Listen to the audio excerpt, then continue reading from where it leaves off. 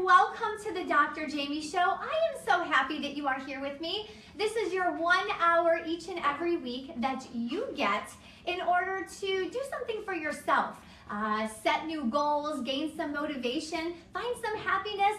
And today, you're not just getting 1 hour, you are getting 2 hours. So in the first half, the first hour of the show, we are going to be talking to authors April OLeary and Jessica Higdon about the book that they wrote, The Networking Revolution. We're going to talk about how to start your own at-home business, debunk some myths, and get you on target and track for 2017. In the second hour, we're going to bring on Anthony Amos. He's out in a big blue bus outside of my house, like an actual bus, gigantic, that says Bathe to Save on it.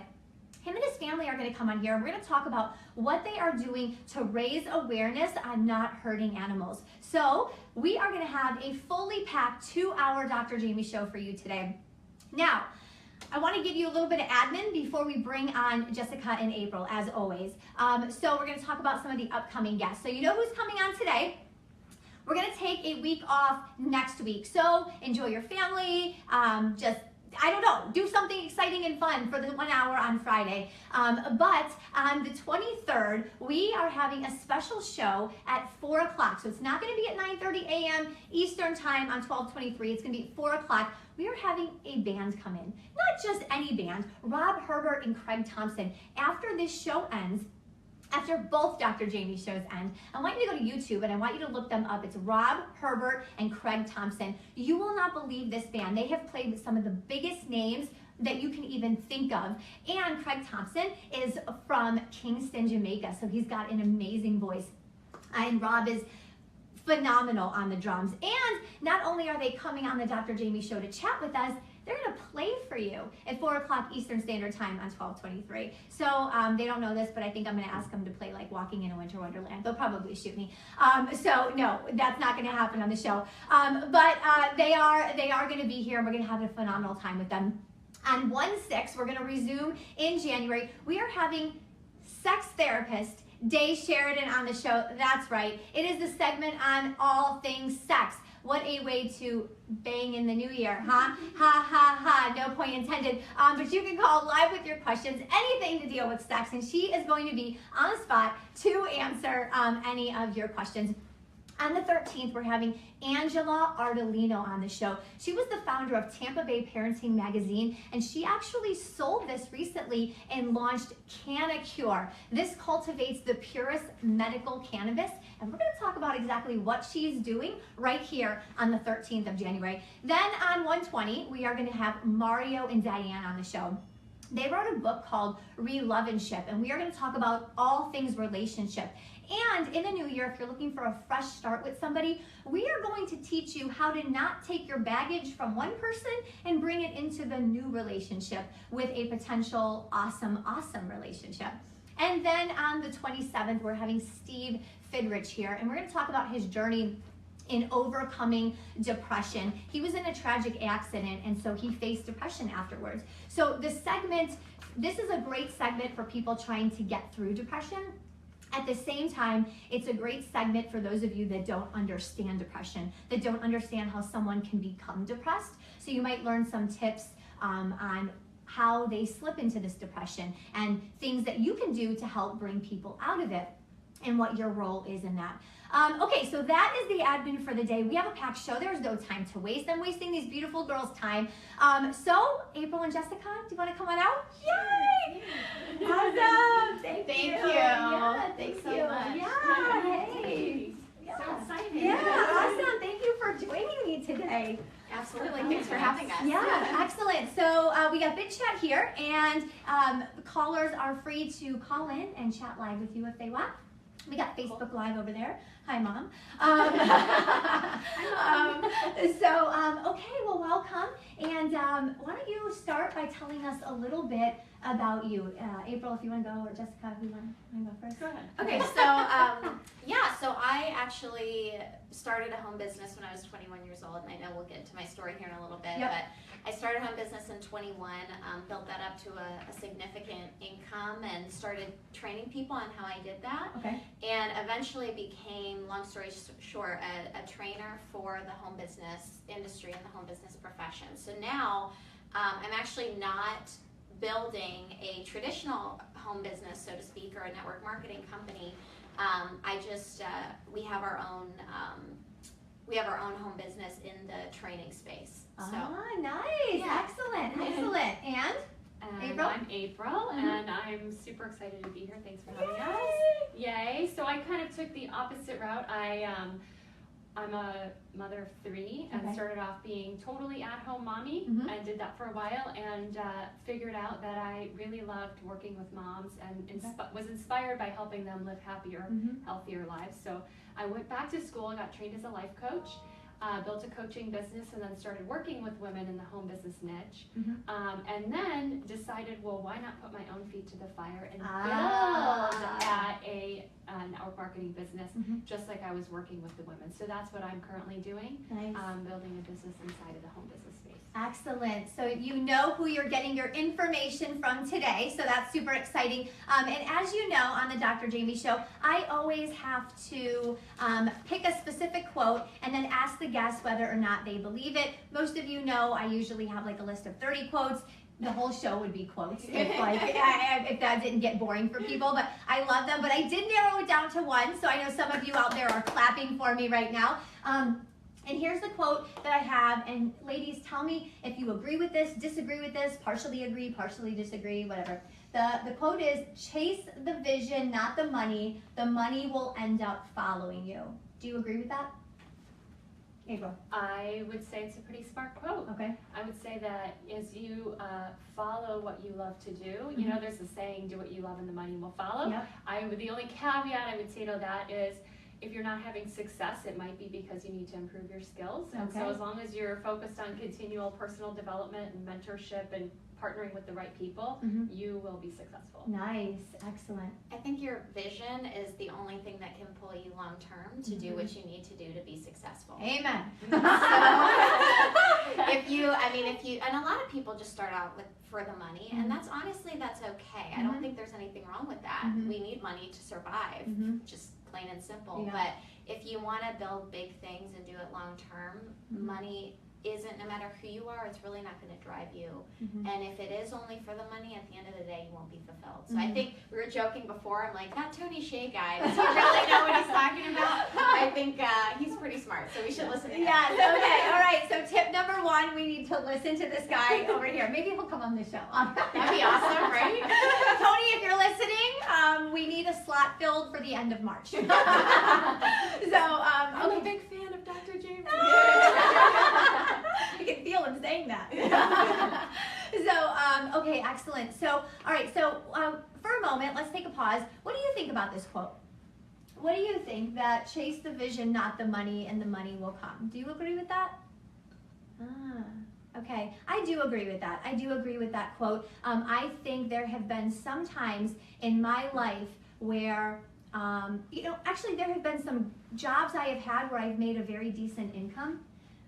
And I hated what I was doing, and I hated my boss, and I was miserable, and the money didn't matter at all. And then there have been times where, with owning my own business, I would be crying, and I would be having mental breakdowns, and I'm like, why am I doing this? And it definitely wasn't the money, and it was me focusing on that vision that pulled me through those extreme mental breakdowns. Yeah, we've all been there. So, okay, all right, very good. So I'm going to jump right into some of these questions that we have today. Tell us a little bit about your background in the home business profession. So kind of expand a little bit on what you just told us. So you want me to start? Yeah. Okay. So like I said, I had started in the home business space when I was 21 years old. I was actually working at a makeup counter full-time. I was going to school full-time, getting my marketing degree, and then part-time I was trying to build a makeup business on the weekends. So I had like already 90 hours a week committed to a lot of different stuff. And what I realized at the end of the day was I was putting in all this time and effort, and at the end of the day, I was still broke. And there was no path for me really laid out. So I had gone on about, 10 different interviews in a span of like 3 days because I was getting my marketing degree. And pretty much every interviewer told me that I would be coming in making minimum wage, maybe a little more. I would have zero room for improvement unless I was there for 10 years. And if I was there for 10 plus years, I may get a raise. So that to me was like a huge shot in the foot. Like, oh so you only had to wait 10 years for a quarter? That's it. That's it? You should have stuck it out, girl. Right. Loyalty. Loyalty. So that just didn't really work for me personally. And that really triggered me to look into other options. And so a home business fell into my lap, and I didn't understand the model. Like I hadn't had this stigma that people have put out there of, this is different or wrong or whatever the case may be. So I didn't understand it. So I did some digging to really find out what it was about, because I had never heard of it before. And at the end of the day, it just made sense to me. It made sense. And I brought it to my family, and they all told me I was nuts. And my family was very successful, right? So it wasn't like, I was listening to my broke brother-in-law. It was my dad who had built a big traditional business, so I respected his opinion. So I thought, oh, okay, well, it must be crazy. It must be nuts. And I didn't do anything for a while, but I kept seeing it show up. And I feel like if you're meant to do something, it'll show up for you more than once. And like the signs are just there, and you can't ignore them. So I thought, you know what? What's the worst that can happen? It's not like, a $50,000 investment. This is a couple $100, a couple thousand maybe. Let's see what happens, and let's go into it. So for the first 6 months, it was a miserable experience, just to be honest. I think any business really can be. It doesn't matter what it is. Sometimes it's longer than 6 months. It just depends on where you're starting. I was young. I had no business contacts. Nobody trusted my experience. Nobody would listen to me. So going through this. So you were really at the beginning stages. Yes.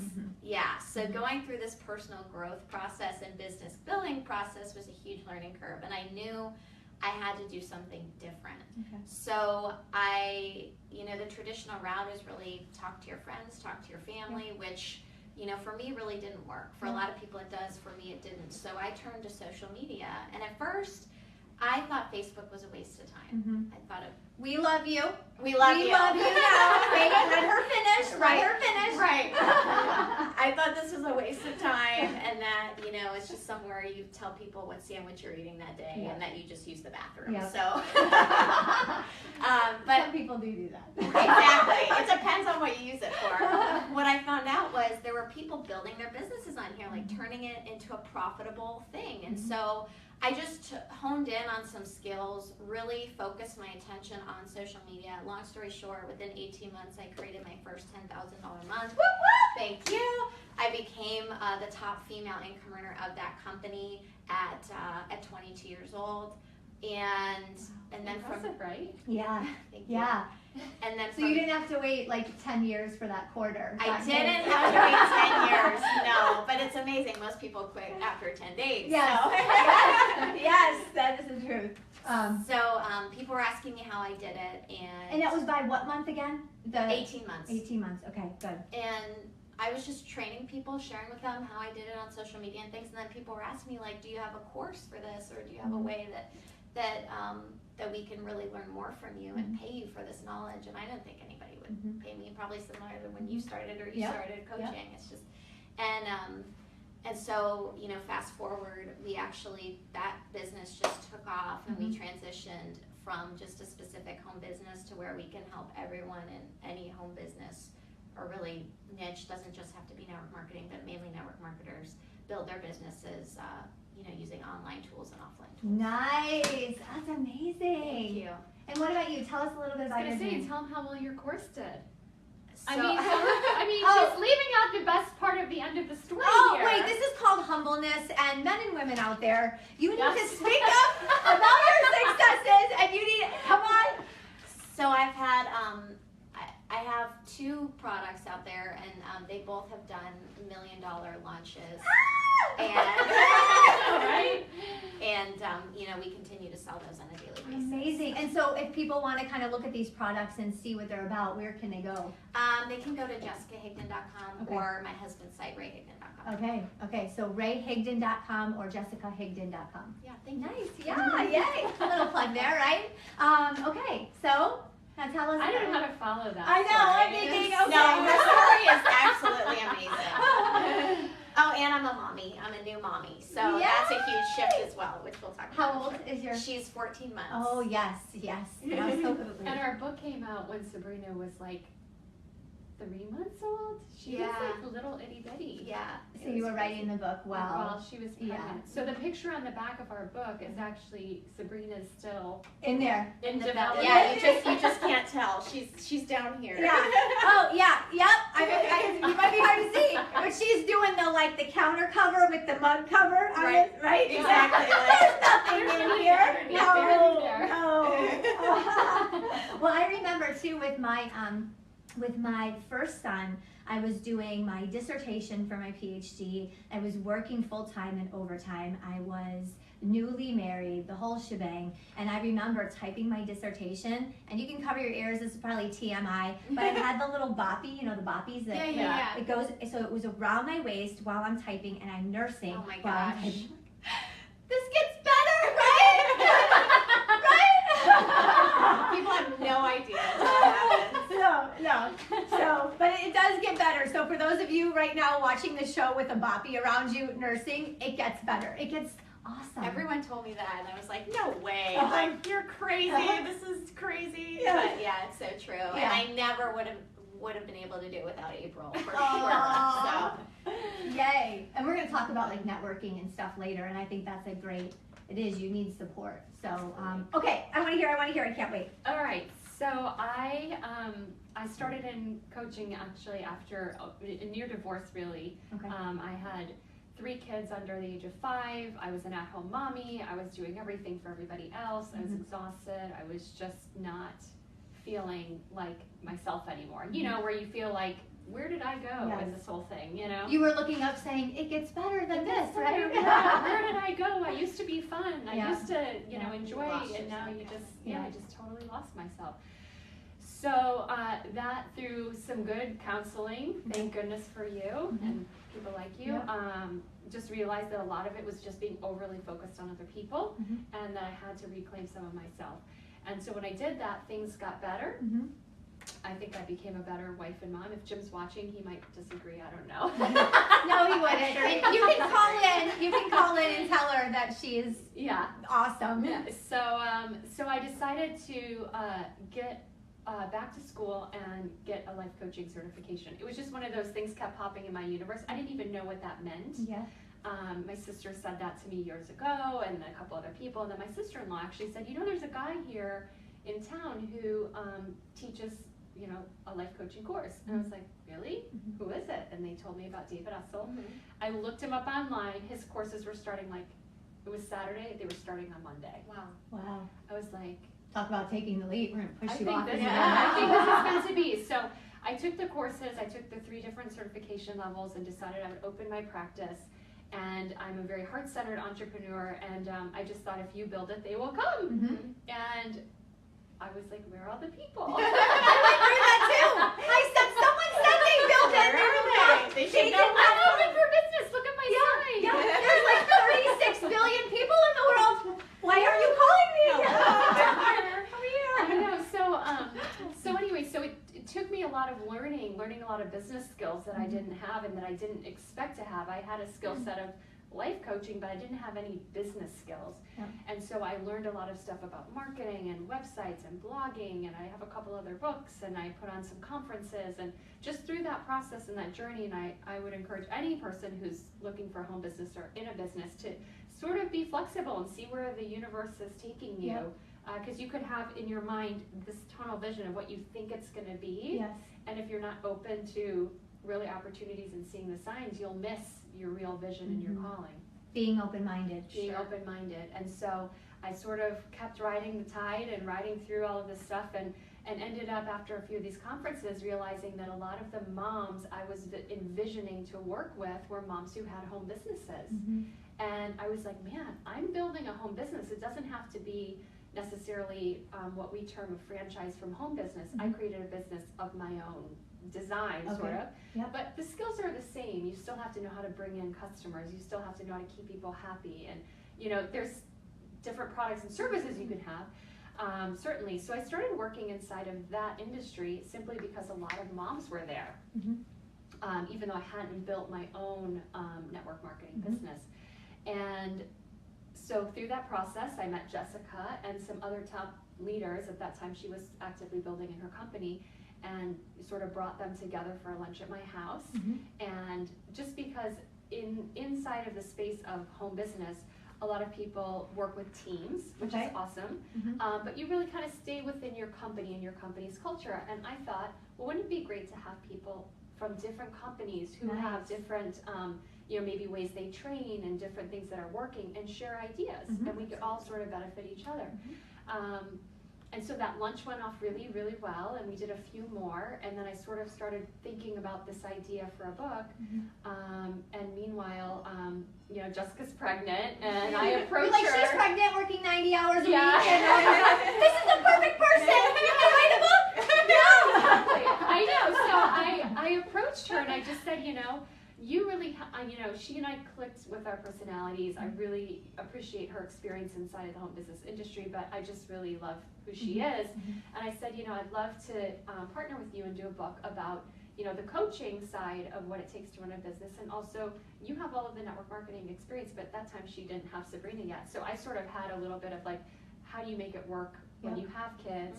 And so we sort of blended those skills together to benefit the entire industry. And so we came out with that in January, and I sort of had this other shift in vision, like, what's preventing you from really putting your own skills to the test and making your own, you know, if you say this home business industry is so great, why not try it, see if you can do it.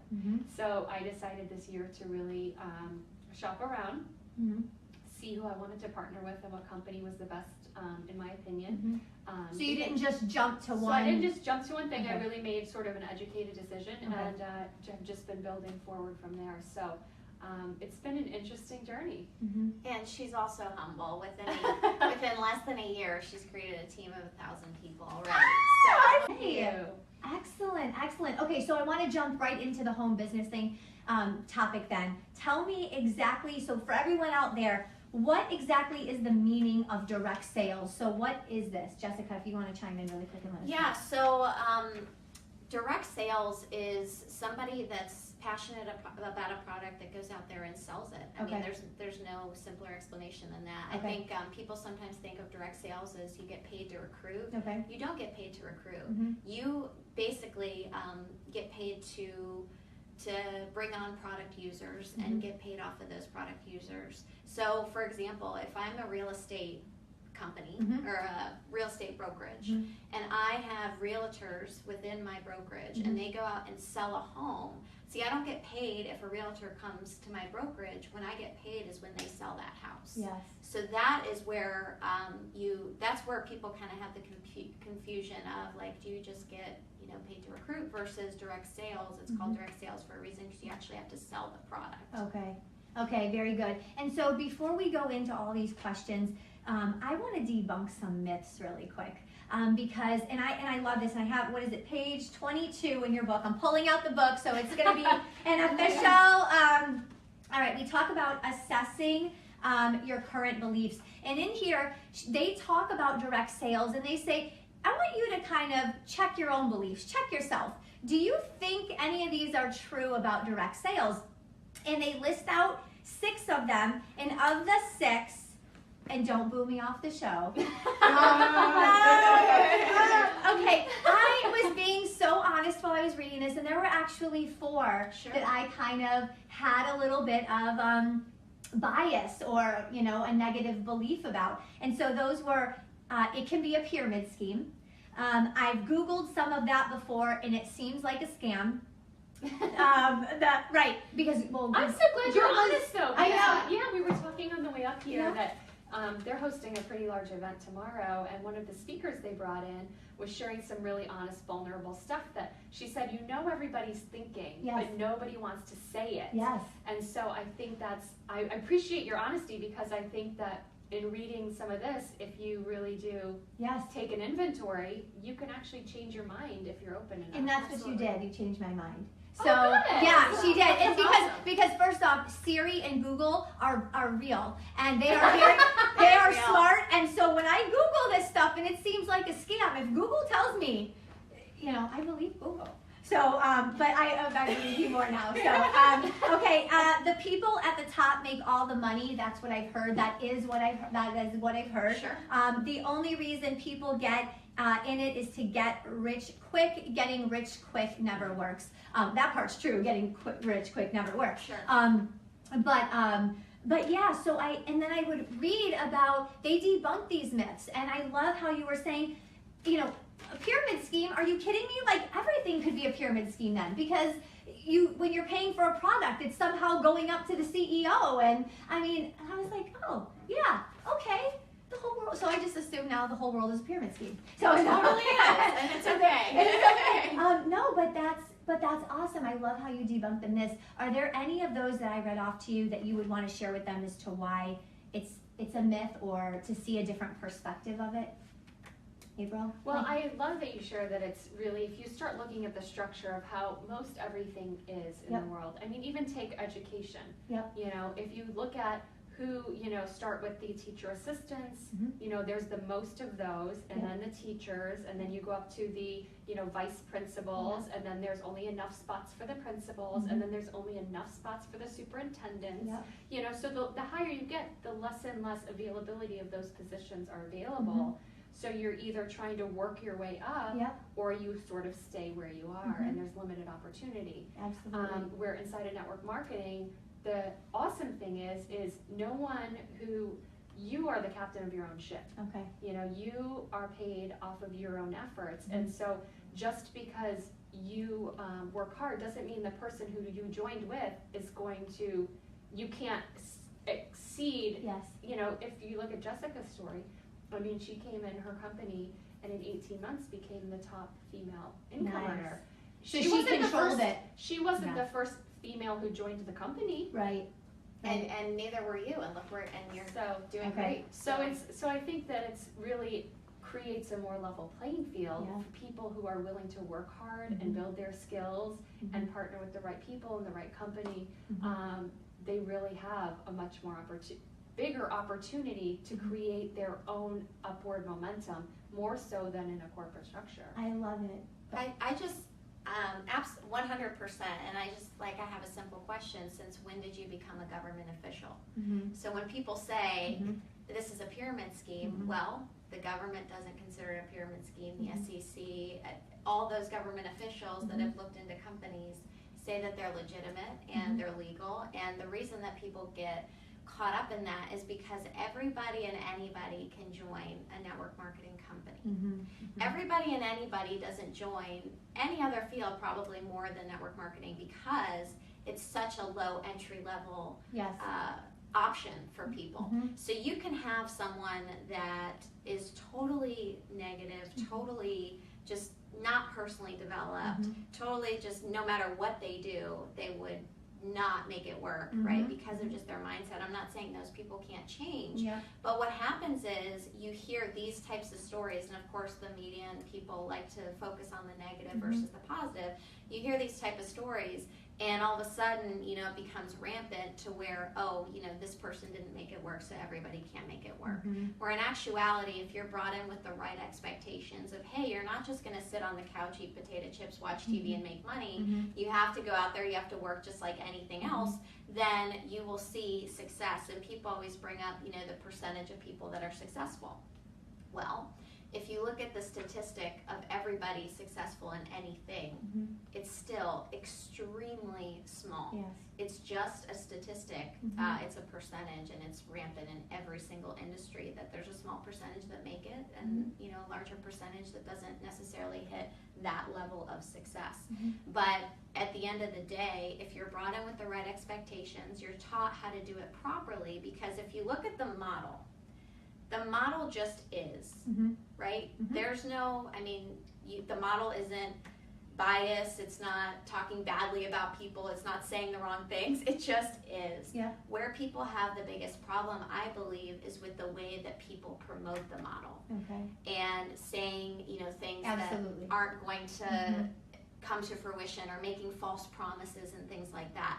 So if you do that in anything, you're going to get a bad connotation and a negative thought process about that thing. So if you just teach people properly how to promote this, you don't beg people, you don't chase people, it's either for them or it's not, you move on to the next person, and it's a numbers game, and you elevate the level of your communication, then at the end of the day, that person's going to respect you, they're going to respect the industry, and they're going to respect the process, where I think that's the biggest setback. So it's legal, it's legitimate, it's an amazing way to make as much money as you possibly want to make. And it could even open the door to different opportunities like it did for you. Absolutely, Right. Absolutely. It's a gateway to entrepreneurship for anybody. You just have to make sure that your communication and the way that you're promoting the business is top notch, and that you're doing it the right way. It's funny because I love that example, that it just is what it is, and one of the examples I always use is, go get a gym membership. It's almost New Year's here. The equipment inside the gym works. Sure. And so anybody who's willing to show up every day and work the equipment We have to do are going to get fit, Right. Oh, that's right. but I recently attended a fitness competition for like the top level. I wasn't in it. I was just a spectator. As you can tell, I was not in it.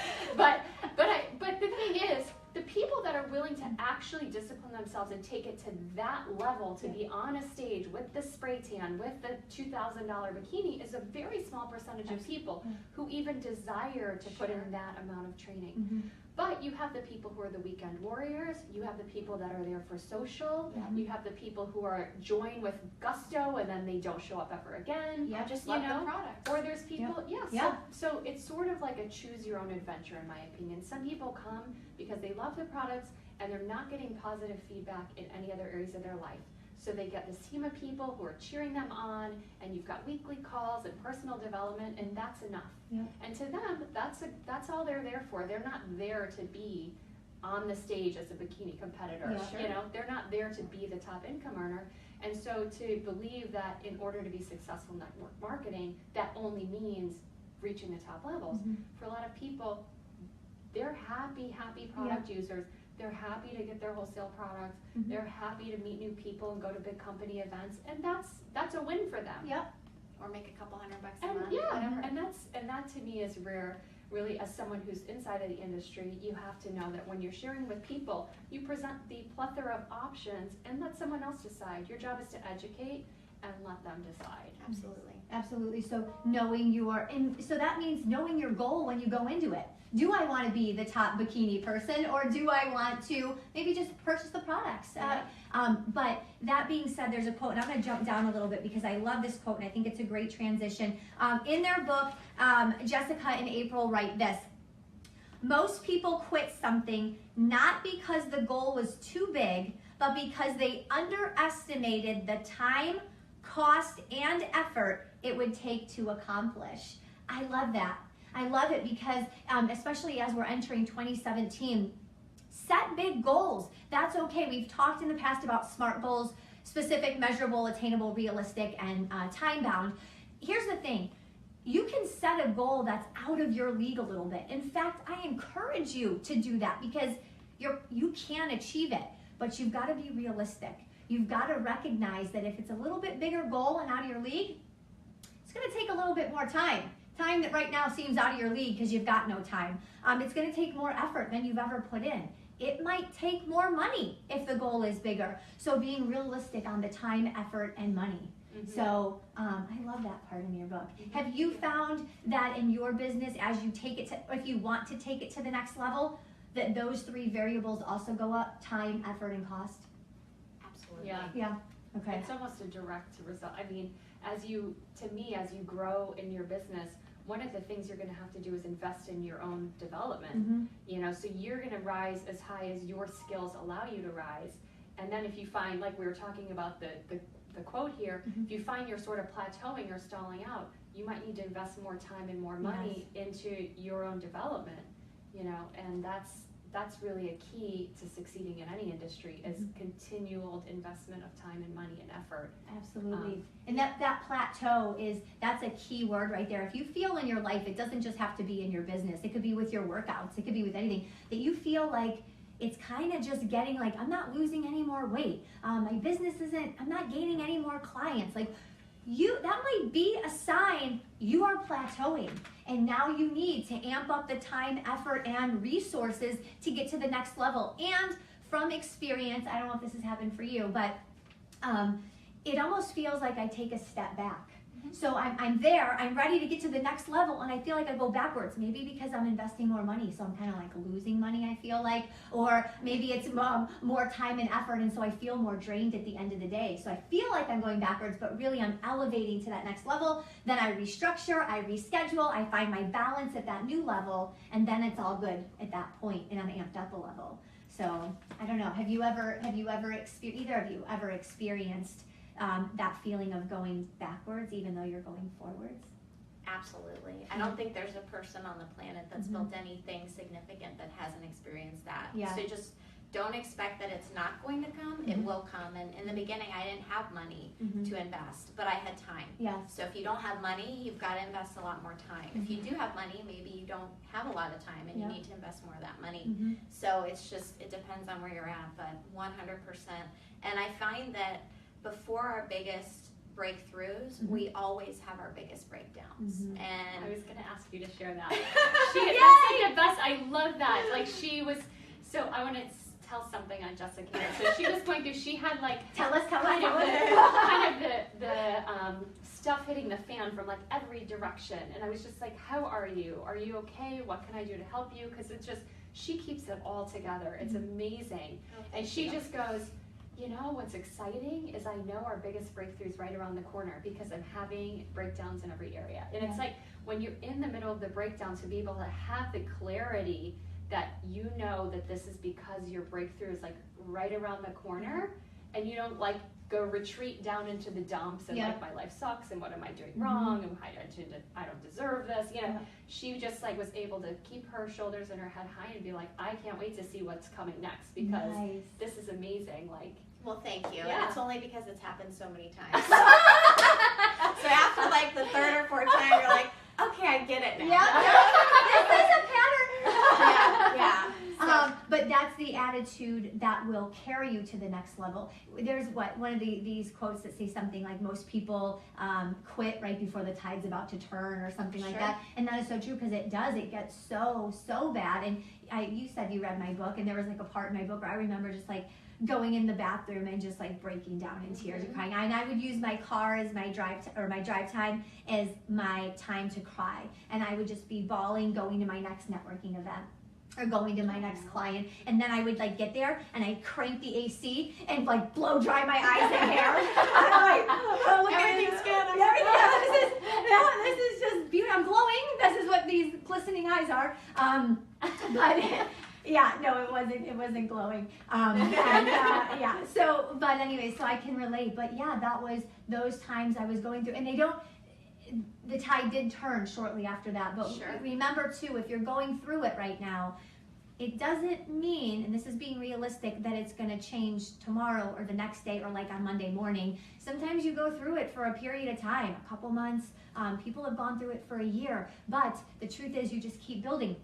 You keep focusing on your vision. You stay with what you're passionate about. If you're living according to your values and you're feeling it, like I got this is going to happen, you can just go through it. You're going to come out, and you're going to come out plateaued, from the plateau up a little bit higher. Absolutely. So, okay, all right, moving on here.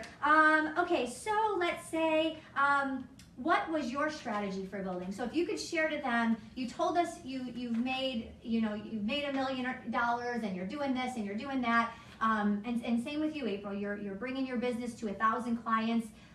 Starting with you, how though? How could you give them some tips on what is the first step?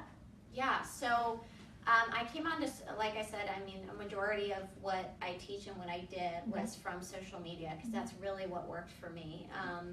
I mean, the first step really is to contact the people that you know. Okay. And if for nothing else, for practice. Okay. Just so you can share with them, you know, what you're doing so that they don't come back to you later and say, why didn't you tell me about this? Okay. So I highly recommend that no matter where you're at, no matter what you've done in the past, just share it with them with the expectation of absolutely nothing. Okay. Not with the desperation of, you've got to do this with me, Yes. right? So that would be the first step. But as far as social media goes, I would say that you have to look at, one, what are the biggest earners in your company, or what are the people that you really want to emulate, and what characteristics do they have? Write those down. Where would they hang out? What would they do, you know, on a day-to-day basis? What books would they read? What magazines would they read? What TV shows would they watch?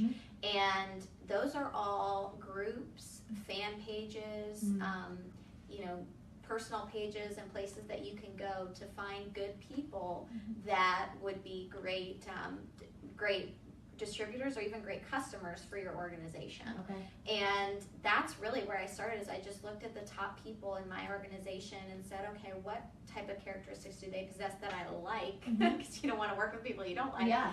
And start looking for those people. And then I would reach out to them on social media and say, you know, just basically say hello and ask a leading question, because, you know, in sales, it's all about asking questions and finding out if there's really a need or there isn't one. And so really just the thing you would do face to face with someone, I just transferred to social media. Can you think off the top of your head real quick, like what is a question that I would ask if I emailed someone today that I didn't really know but I wanted to be like? Sure. So first off, you need to, because we're so drowned with the noise on social media, you need to stand out. So one, your profile actually has a lot to do with how many people are going to respond to you and how many people are going to actually look at your message. So if you just have like a bad lighted picture, a picture of your dog or something like that. Or you're funneling beer. Or you're, you've got a beer funnel or you're, or some people have like a big bong or something. It's just like crazy. Right, or solo cups everywhere. They're probably not going to take you seriously. So you have to really take your images seriously. So even just a well-lit, nice, professional-looking picture, and that doesn't mean you smiling or, you know, just totally stagnant. It means you having fun, being your personality, who you are, but good-looking images. So that has a lot to do with it. Also, what you post, you know, you want to be positive and things like that. So after you have that put together, when you're reaching out to people, you have to stand out in your messaging. And so you want to do an enticing first sentence that includes their first name. Because the first thing they're going to see in their inbox in any social media platform you use is the first sentence. And that's going to determine whether they open it or not and actually read.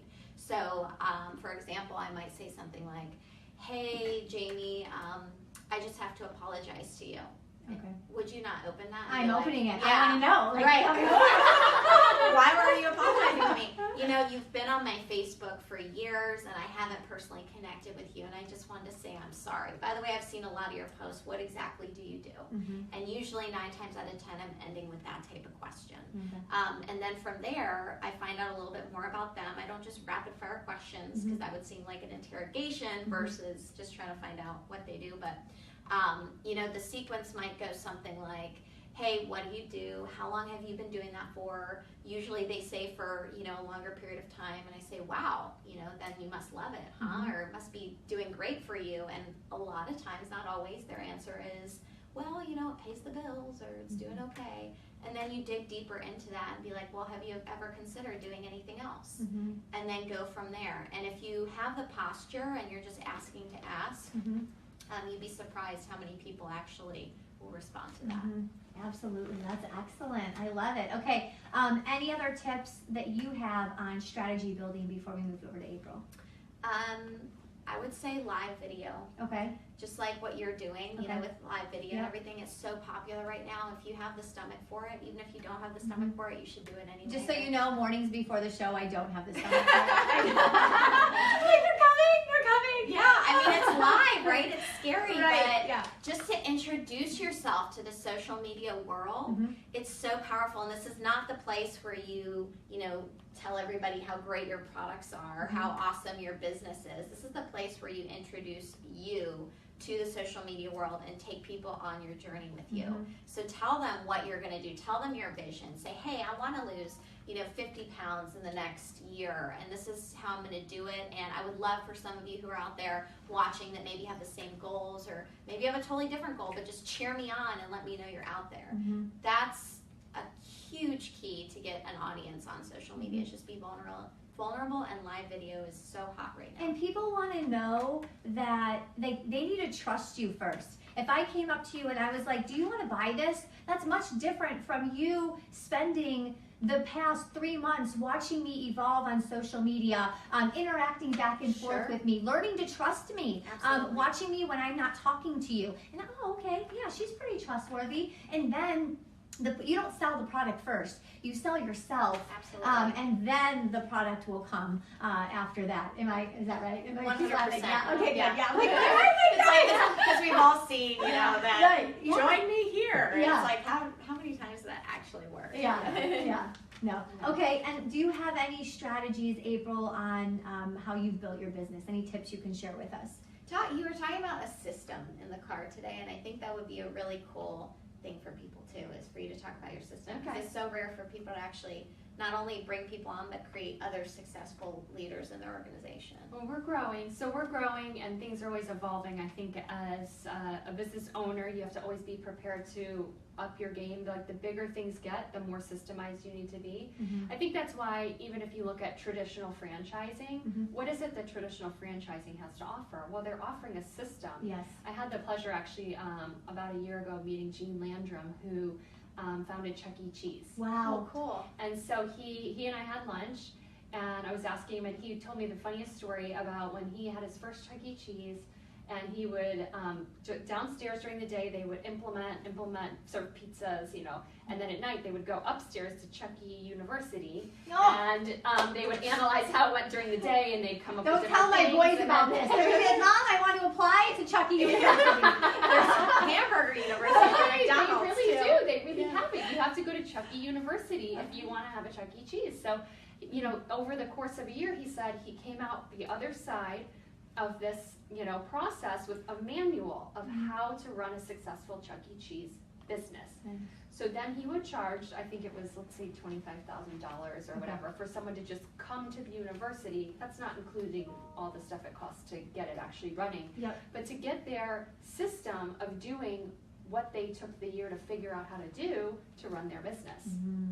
So essentially you're buying, like you said, if you don't have the time or the expertise or whatever, you're buying someone else's time and expertise. Like, okay, I want to take this manual because I know it's proven, you've proven it works, and now I'm going to implement it and get my own location. I'm going to follow the directions, and then I'm going to copy it and make it successful. And that's what really, I would say, inside of the home business niche, we all have inside of a company. Like, I happen to work with Isogenics, which is a health and wellness company. So everyone who has an account inside of this company, Isogenics, has access to the same product line. Same product. So it's not like you have something different than I have, and you think, well, why would our results be different? Because the system that we're using is sort of up to us. That's what the company provides training. They certainly have websites, videos, tools, PDFs, clinical research studies. But it's up to me to decide how I'm going to create a system that's going to, build leaders. And so that's what we've done a pretty good job of, first of all, recognizing that a lot of people are there just for the product, and that's awesome, and you want to keep people as happy product users. But for those percentage of people who really want to understand, the Chuck E. University upstairs, they don't want to just come and consume the pizza. They want to understand the business and how could this work for me. You have to be able to teach them how it's going to work. Excellent. So I love it. I love it. And two, reminding me that, like, even with my clients, I tell them whether they're in a home business, a franchise business, or they're working in the corporate world. Even in the corporate world, if there are additional opportunities for you to take up, maybe you're in insurance and they offer a licensure, right? If you're gonna go above and beyond, like maybe you have to work after hours or skip your lunch at work or something, I don't know, to get this, like you have that extra opportunity, like you were saying in your business, they have webinars or whatever, they have all these extra things. You can choose not to take that up, but maybe your sales won't be as good. But if you're immersing more time, more effort, you're putting into it, your sales will go up and you will see an advancement. Absolutely. So, that's one thing I love about it is that really it's up to you to decide how much you want to invest in your own personal development. And if you see the results you're getting are working, then you know you're on the right track. And if they're not working, you can't blame it on anybody but yourself. Yeah. And I think that ultimately it's to me, the purest form of like personal responsibility, because it's not anyone else's job but your own. So let me ask you this real quick in regard to building strategy building. What if you don't have a strong network? So maybe you're new to Tampa, right? Okay, very good. Well, right? that's what Jessica was facing when she started at age 21. Yes. It's not like she had years in the work So your world. family's not for it. Let's say you're new to the area. You don't know where to begin. I mean, do you knock on the door next door to begin networking, or do you? I don't know. What do you do? How do you build a network? Well, there's a million ways to make $1 million. Okay. So Good. Forget the second half of the show. Let's go through all of that. Number one. So by the way, my family is like the biggest fan of network marketing now. So it's funny how you have a lot of success. Like my dad actually made me spreadsheets to show me how many people if I enroll this many, and so it's funny. But yeah, I mean, you absolutely could go knocking door to door. I'm not going to say that doesn't work. It's just you're working a lot harder than a lot of people out there. And hey, if you do that, more power to you, because that's totally awesome. Nowadays, there's a lot of ways to work smarter instead of harder. And, you know, like I said, social media is a great way to do that. And the great thing is you can target people in your area and then take them from online to offline and go meet with them face to face so they see you're a real person. And, you know, it's interesting because when you become a doctor, when you when you become a doctor, you get your doctorate, or you know, you become an attorney, you have all of these education systems that you need to go through. You need to, you know, shadow someone for years. And when people get into network marketing or a home business of really any kind, there's no what's the word I'm looking for? Pre-qualification to go, you know, start making money. So a lot of people don't even work on their skill set or anything like that. They just figure, hey, I'll just wing it. You need to work on your skill set. So if you go, you know, talk to 30 people on social media and go meet with 5 of them, let's say, and none of them join, well, that's okay. You need to fail forward and just hone in on your skill set and know that if you haven't done anything like this before, it's going to take some time for you to get good at it. So, you know, be patient. Be patient. And if you're looking to build, like in Tampa, let's say, you know, just go find some people on social media, connect with them, and ask them to meet for coffee. Learn more about them, make it about them, and then, you know, see if there's an opportunity for you guys to work together. Excellent, excellent. So there is a lot of power in social media. Absolutely. Absolutely. You can build your network, you can make money, you can reach out to mentors. I mean, huge. Oh, absolutely. Okay. Absolutely. All right, moving on. Let's see where we're at. Okay, so we have 6 minutes left, ladies. Oh my goodness. All right, let me see if I can get you a juicy quote here. Okay, what are some mistakes that people make when they're new? How can they avoid them? So some of the puddles maybe you stepped in, April, and now you're telling us step over it, not in it. Well, I think one of the things Jessica just said that's really key is don't make it about you. Okay. Make it about the other person. If you feel like you're doing most of the talking, you're selling. You're trying to sell something and you haven't qualified a need. And so I think that a lot of people in the beginning, they're so top. They think their product is the best. They can't understand why people wouldn't want to join them. And so they go into a conversation assuming all of these things without actually seeing, is the person happy with what they're already doing? Sure. Do they have, you know, a struggle, and in what area? What have they done to address that area? Are they open to hearing other opportunities? You know, because you might find just through the questioning process, they're just not open. You know, there's a proverb that I love, that I subscribe to. It says, don't cast your pearls before swine. Have you heard of that before? No, I like it. So if you view your business, your opportunities, your pearls, I'm not going to just throw them out there to be trampled on. I'm protecting that because I want to make sure that you're really worthy of showing them to I love that. Those are so great. Oh, yeah. So that's fabulous. So that's what I would say is just realize that you don't have to tell everything to everybody, because not everybody's worthy of you telling them. One of the best things, Totally. I love that. You might not be worthy. I'm just saying. But one of the greatest things that I learned, I want to say it was in my master's program. I had an amazing professor, and he said to me, Jamie, if you, in a counseling session with a client, if you are ever talking more than the client, you are working harder than the client, you're doing it wrong. So if you're ever sitting there thinking like, they're not talking, okay, let me just keep talking, I don't want silence, let me keep pulling more out of them, I'm doing it wrong.